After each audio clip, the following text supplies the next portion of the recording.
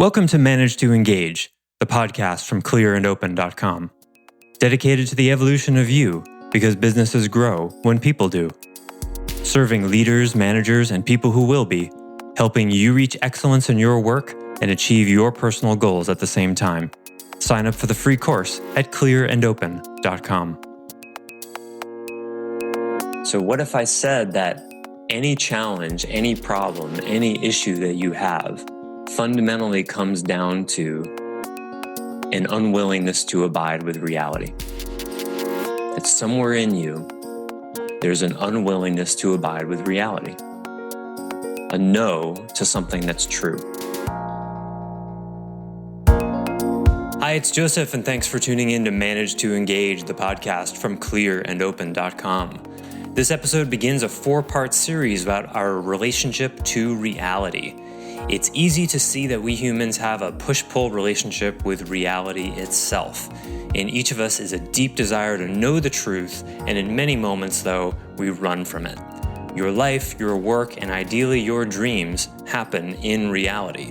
What if being able to track when and how you depart from reality was key to your fulfillment? Keep listening to find out more. This episode is from a recent weekly member webcast. For more information about the many benefits of Clear and Open membership and how to get the help you need in conversations like this, go to clearandopen.com. Thanks for listening. Let's dive in.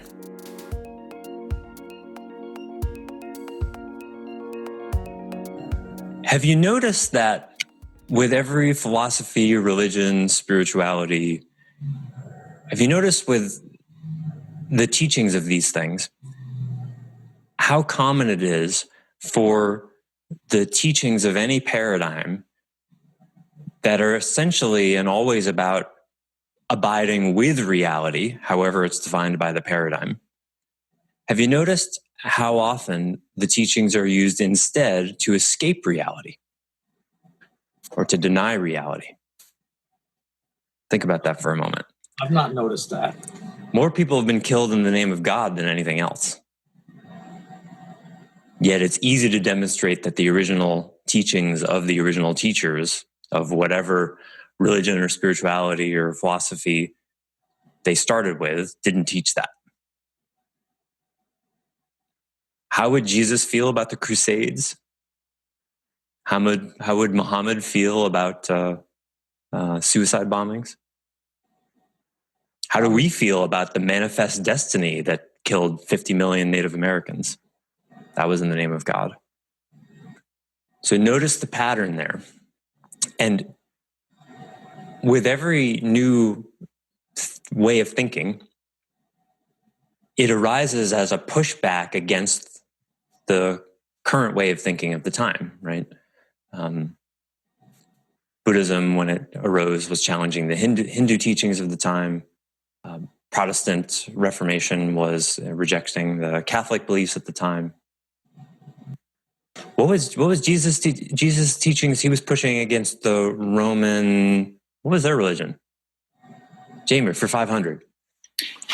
Christ was actually pushing against the Judaism at the time. That's right. Yeah, I would agree with that. Yes. Yeah. And then the church goes on to do the same thing that the previous religion was doing. Right, Buddhist becomes every new thing does the same thing that the old thing did, just in a different way. Right, look at as George Carlin said about the founding of our country. Our country was founded by slave owners who wanted to be free. It took them a few hundred years to realize, you know what? Seeing a problem here. Of course, the Athenian democracy was based on slavery as well.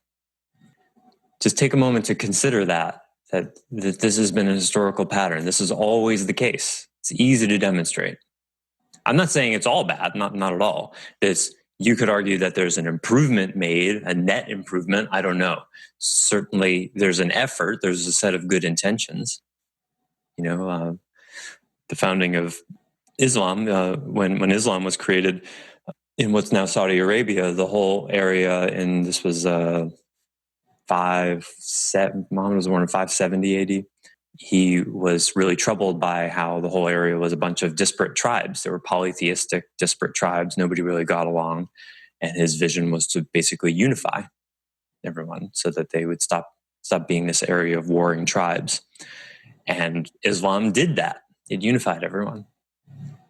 Started creating a lot of conflicts between Muslims and everyone else as the empire grew, but it did end the internal battles. So certainly there were good things about it. But then it created this, instead of an internal, tribe versus tribe battle, it became, okay, we're all together. And everyone who's not with us, so they're the bad people. They're the infidels. But the original meaning of infidel just meant a non-believer, not an enemy. That's what it's come to mean. You see, that wasn't, an infidel was just someone like a sinner. The original meaning of sin in Greek was to miss the mark. Infidel was the same thing. It was just someone who was kind of astray on the path, not evil. But then the same thing happens, right? It becomes, something is inherently bad with that other, then they become an enemy, then you can justify killing them. Why? In the name of God. So the question I want to pose is, why do we as human beings do this? Why do we as human beings take truths that are designed and intended to return us to reality or bring us to reality, and then use them to not be with reality?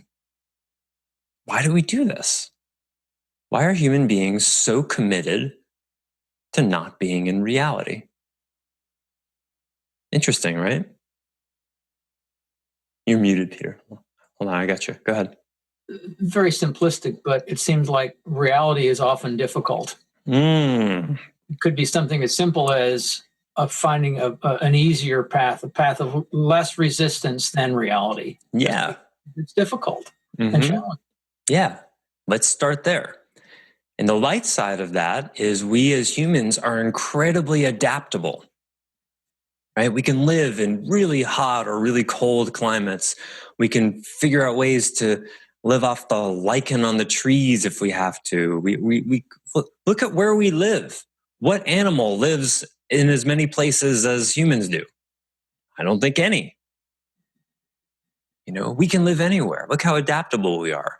So that's the light side. And then we look through that lens and we go, wow, look, we have the power to bend reality to our will, right? We can control climate inside a house.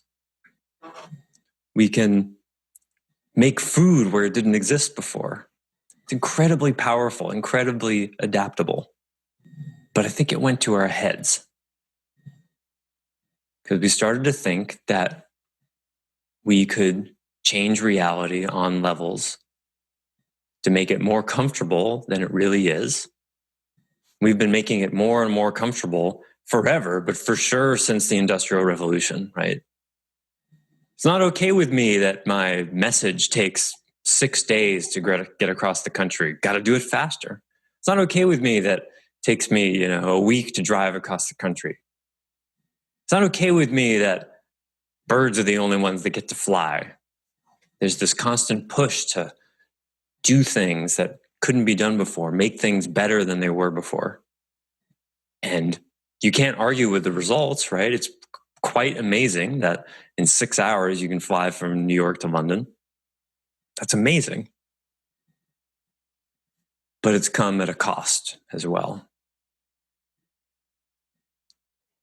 Because the shadow side of it is there's a disrespect for reality.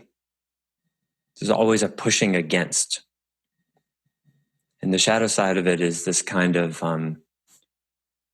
forever desire to improve upon reality. And so it's a kind of denial of reality. So what if I said that any challenge, any problem, any issue that you have fundamentally comes down to an unwillingness to abide with reality? That somewhere in you, there's an unwillingness to abide with reality. A no to something that's true. And that the best foothold you could get on solving a long-standing problem is to ask yourself, what aspect of reality am I still saying no to? What aspect of reality am I still saying no to? There's been a lot of conversation in the last couple of weeks about firing employees that needed to go a really long time ago. One of the most common examples of that. When reality is saying again and again and again, this employee needs to go. And then we, yeah, but. And then they tell us again. And then we, yeah, but. And they tell us again. And we, yeah, but. It's the same thing that happens when you date the same woman or marry the same woman 5 times in a row. I was telling Jamie earlier this morning, I live at the end of a 1 kilometer dirt road that has gotten worse and worse and worse. And I've been driving a very old Honda Civic, which has 6 inches of clearance. And it's gotten more and more difficult it feels like a video game navigating the potholes. That video game has gotten less and less fun and more challenging every time it rains.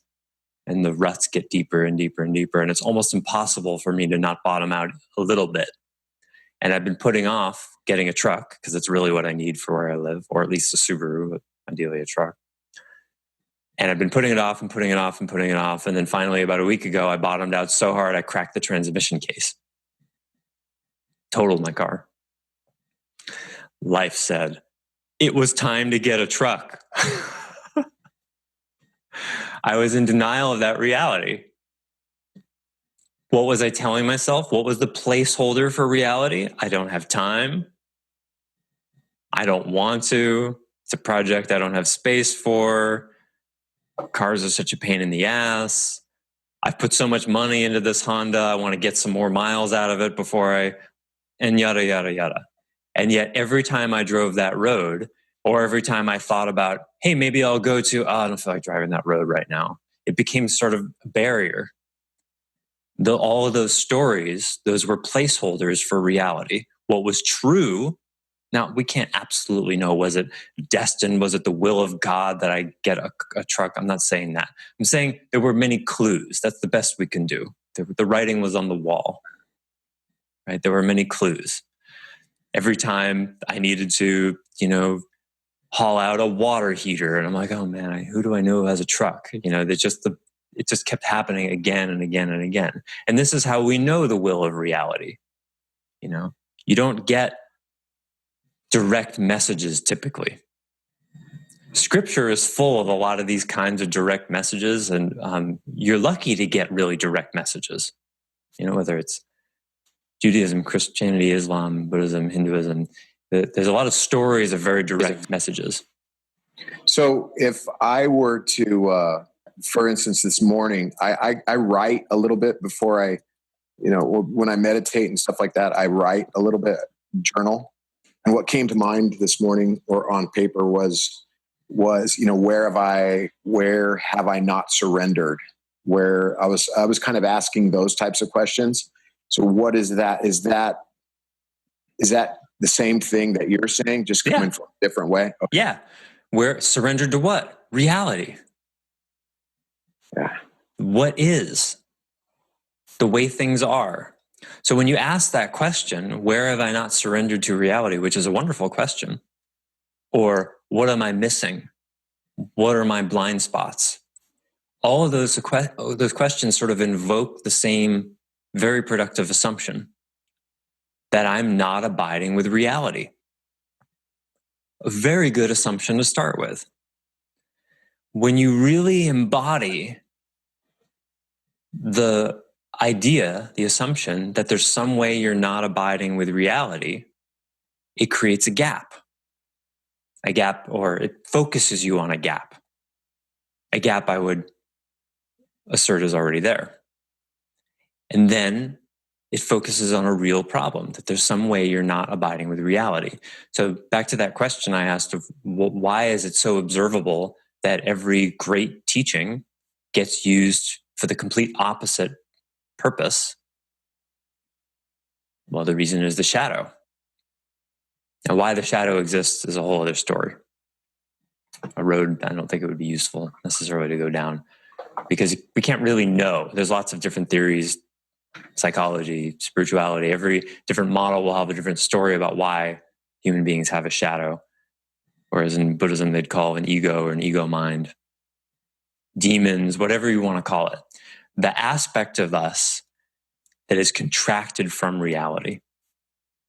And this is the main message I want to get out to you guys today, is to own that there's a part of you that doesn't want to be in reality.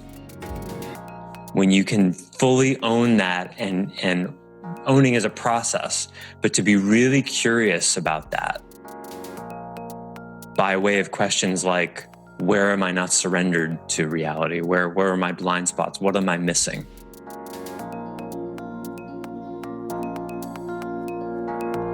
Thanks for listening to Manage to Engage, the Clear and Open podcast. Join us next week when you'll be a little bit closer to who you're destined to be. Until then, know that Clear and Open is dedicated to the evolution of you, because businesses grow when people do. Be sure to visit clearandopen.com for the latest tools, articles, and free resources to help you on your journey. Thanks for listening, and bye for now.